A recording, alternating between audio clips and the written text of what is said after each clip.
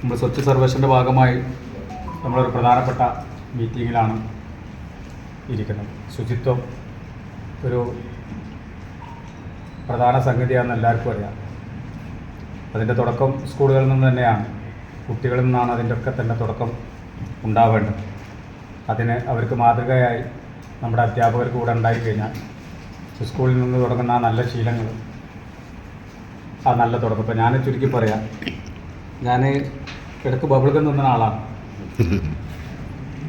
അപ്പോൾ ബബിൾഗം തിന്നുമ്പോൾ ബസ്സിലൊക്കെ പോകുമ്പോൾ ബൈക്കിലൊക്കെ പോകുമ്പോൾ ബബിൾ കണ്ട് തിന്നിട്ട് ആ കവറായിട്ട് കളഞ്ഞു. കവറിങ്ങനെ കളഞ്ഞിട്ട് ബബിൾ കണ്ട് കഴിച്ചിട്ട് പോകും. ഇപ്പം ആ കവർ പോക്കറ്റിലിടും. സാധാരണ ബബിൾഗം തിന്നു കഴിഞ്ഞാലും പിന്നെ ആ ബബിൾഗം തുപ്പാറില്ല. ആ ബബിൾഗം തുപ്പുമ്പോൾ ഞാൻ എന്ത് ചെയ്യും, ഒരു പേപ്പർ കഷ്ണം എന്തെങ്കിലും കിട്ടി അത് പൊതിഞ്ഞിട്ട് ഒരു ഭാഗത്തേക്ക് കളയലാണ്. അതും ഡബ്ബയിലിടൂല കേട്ടോ, ഒരു റോഡ് സൈഡിൽ ഒരു ഭാഗത്ത് കളയും. ഇപ്പം അതൊക്കെ സൂക്ഷിക്കും. സ്വാഭാവികമാണല്ലോ, ആരോഗ്യ സ്റ്റാൻഡിംഗ് കമ്മിറ്റി ചെയർമാൻ എന്ന നിലയിൽ മാതൃക ആവേണ്ട ആളാണ്. അപ്പോൾ അതുകൊണ്ട് തന്നെ അത്തരം, ഞാൻ ചെറിയൊരു എക്സാമ്പിളോട് പറയുന്നുള്ളൂ. അപ്പോൾ അത്തരത്തിലുള്ളപ്പോൾ വെള്ളം കുടിച്ച് കഴിഞ്ഞാൽ ആ ബോട്ടിൽ നേരത്തെ നമ്മൾ ചെയർമാൻ പറഞ്ഞ പോലെ കയ്യിൽ വെക്കും, അല്ലെങ്കിൽ വണ്ടിൻ്റെ ഡിക്കിൽ വെക്കും. എന്നിട്ട് വീട്ടിൽ കൊടുത്തിട്ട് നമ്മൾ സൂക്ഷിക്കുന്ന ഹരിതകർമ്മസേനക്ക് കൊടുക്കാൻ വേണ്ടി നമ്മൾ സൂക്ഷിക്കുന്ന അതിൽ കൊടുന്ന് ഇട്ട് വെക്കും. പുറത്ത് കളയാറില്ല, റോഡ് സൈഡിൽ കളയാറില്ല. അപ്പോൾ നമ്മളെ സ്കൂളിനെ സംബന്ധിച്ചിടത്തോളം, ഇപ്പോൾ ഞങ്ങളൊക്കെ സ്കൂളിനെ സംബന്ധിച്ചിടത്തോളം ഇവിടെയൊക്കെ ഒരുപാട് മാറ്റങ്ങൾ വരേണ്ടതുണ്ട്. അതിനൊരു പ്രധാനപ്പെട്ട കാര്യം മുനിസിപ്പാലിറ്റിയുടെയും PTA കമ്മിറ്റിയുടെയും ഒക്കെ സഹകരണം ഉണ്ടെങ്കിൽ അത്തരത്തിൽ സ്കൂളുകൾക്ക് മുന്നേറാൻ കഴിയും. ഇപ്പോൾ നമ്മൾ ഈ തിരൂർ മുനിസിപ്പാലിറ്റി തന്നെ കുറേയൊക്കെ മാതൃകയായിട്ടുള്ള സ്കൂളുകൾ, പൊറൂർ സ്കൂളാണ്. അവർ PTA ഉഷാറാണ് ഉള്ളത് പറയാം, അഷ്റഫിൻ്റെ കീഴിലാണ്. നമുക്കല്ലേ, നമുക്കൊക്കെ അറിയാമെന്നറിയാം. അവിടെ വളരെ നല്ല രീതിയിലാണ്, കാരണം അവരെ PTA നല്ല ഫണ്ടും ഉണ്ട്, അവർ നല്ല പിരിക്കുകയും ചെയ്യും.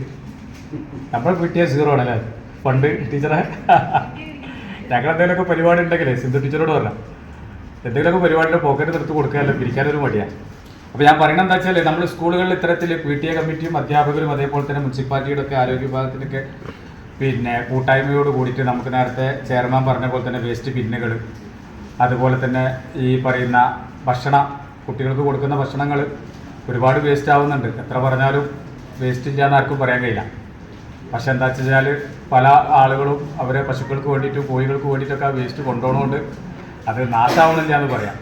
എല്ലാ സ്കൂളിലും എന്താ അവസ്ഥ എന്നറിയില്ല.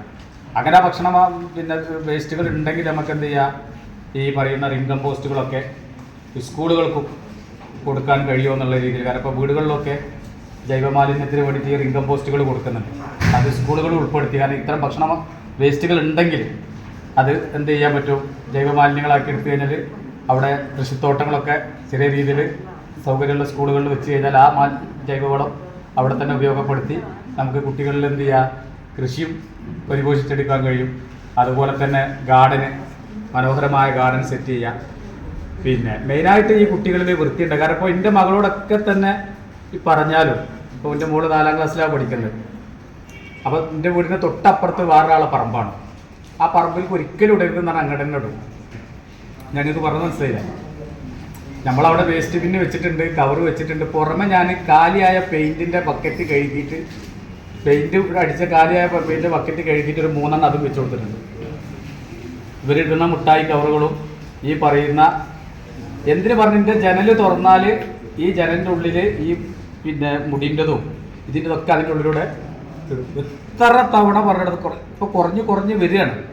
ഇവർക്ക് ഒറ്റയടിക്ക് നിർത്താൻ കഴിയില്ല, നമുക്കറിയാം, സ്വാഭാവികമാണ്. പക്ഷെ കുറഞ്ഞ് വരിക. പക്ഷെ അതൊക്കെ എന്ത് ചെയ്യാൻ പറ്റുന്നുണ്ട്, സ്കൂളിൽ നിന്നൊരു മാറ്റം കൊടുത്താൽ സ്വാഭാവികമായിട്ടും ആ കുട്ടികളത് വീട്ടിലും ആ മാറ്റം കൊണ്ടുവരുന്നുള്ളൊരു പരിപൂർണ്ണ ഉറപ്പെനിക്കുണ്ട്. അത് കാരണം സ്കൂളിൽ നിന്ന് എൻ്റെ മകൾ ഈ മൊബൈൽ ഉപയോഗം കൂടുതലായപ്പോൾ, ഗെയിമും കളിയും കൂടുതലായപ്പോൾ ടീച്ചർ അത് വായനാശീലത്തിലേക്ക് മാറ്റിയപ്പോൾ, യൂട്യൂബ് സെർച്ച് ചെയ്ത് വായനാശീലത്തിലേക്ക് അത് മാറ്റിയപ്പോൾ എന്തായി, ആ മൊബൈൽ അവർ വായനാശീലത്തേക്ക് കൂടുതൽ ഉപയോഗിക്കാൻ തുടങ്ങി.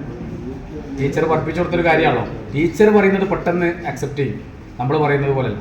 അപ്പോൾ ശുചിത്വം മെയിൻ വിഷയമാണ്. ആരോഗ്യമാണല്ലോ ഏറ്റവും വലിയ സമ്പത്ത്. ആ ആരോഗ്യം ഇല്ലെങ്കിൽ പിന്നെ ഒരു രക്ഷയില്ല, എത്ര പൈസ ഉണ്ടായിട്ടും കാര്യമില്ല. 398 ഗവൺമെൻറ് ഹോസ്പിറ്റൽ ഡയാലിസിസിൻ്റെ വെയിറ്റിംഗ് ലിസ്റ്റ്. നിങ്ങൾക്ക് ആർക്കെങ്കിലും വിശ്വസിക്കാൻ കഴിയും? 300 ചില്ലാൻ വെയിറ്റിംഗ് ലിസ്റ്റാണ് ഡയാലിസിസ് തിരൂർ ജില്ലാ ഹോസ്പിറ്റൽ. നമുക്കൊരാൾ മരിക്കാൻ പ്രാർത്ഥിക്കാൻ പറ്റുമോ? ഇല്ലല്ലോ. ഇപ്പോൾ ഈ ഷിഹാബ് ഹോസ്പിറ്റലിലെ വൈസ് ചെയർമാനാണ് നമ്മുടെ ചെയർമാൻ. അവിടെ ഒഴിവുണ്ടോയെന്ന് വെച്ച് നോക്കുകയാണെങ്കിൽ ഇല്ല. വാണിയന്നൂർ അഭയ സെൻ്ററിൽ ഒഴിവുണ്ടോയെന്ന് വെച്ച് നോക്കുകയാണെങ്കിൽ ഇല്ല. താർനാടൂർ പഞ്ചായത്തിൻ്റെ കീഴിൽ ഒരു ഡയാലിസിസ് സെൻ്റർ ഒഴിവില്ല, മീനടുത്തൂർ ഒരു ഡയാലിസിസ് സെൻ്റർ ഒഴിവില്ല, എല്ലായിടത്തും ഫുള്ളാണ്. ഇപ്പോൾ ആളുകൾ അൽമാസിലും മിംസിലും അവിടെ നിന്നൊക്കെ പോയി ഇപ്പോൾ നടക്കാവ് ഹോസ്പിറ്റലിലെത്തി. വളാഞ്ചേരി നടക്കാവ് ഹോസ്പിറ്റലിൽ അപ്പോൾ കുറച്ച് ബുക്കിങ്ങൾ. അതേപോലെ തന്നെ നമ്മളെ ക്യാൻസർ, മാരക രോഗങ്ങൾ സ്വാഭാവികമായിട്ട് കൂടി വരുന്ന സമയം, അതൊക്കെ ശുചിത്വത്തിൻ്റെ ഭാഗമാണ്. അപ്പോൾ നിങ്ങളെ സ്കൂളിലുള്ള അധ്യാപകർ കുട്ടികളിലൂടെ ഈ ശീലം നിർബന്ധമാണ്. നിങ്ങൾ ആ കുട്ടികളിൽ അത് ഒരു എന്താ പറയുക, നിർബന്ധമായി ആ കുട്ടികളൊരു പാഠത്തിൻ്റെ ഭാഗമാക്കി തന്നെ അത് മാറ്റണം.